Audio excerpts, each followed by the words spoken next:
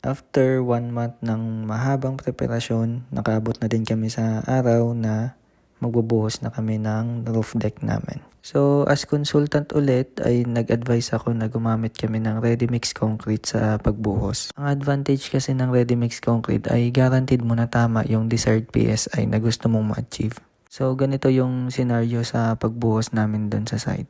Yung concrete mix namin, nasa loob siya ng transit mixer, dinala siya sa site. So from transit mixer, yung concrete ay ibubuhos sa loob ng bucket.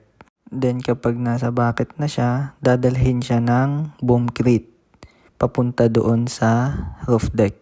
So kapag yung bucket nasa area na siya ng pagbubuhusan ay bubuksan siya sa ilalim. So ito yung video na satisfying tignan. Tapos gumamit din kami dito ng concrete vibrator para less hassle na din.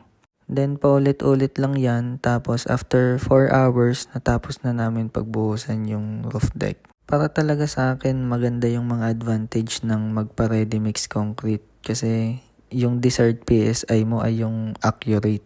At syempre regardless kung malaki or maliit yung project mo, maganda pa rin yung nasusunod natin yung tamang PSI ng concrete natin. So bale yun lang naman, kung may natutunan ka sa video to, follow mo lang yung page.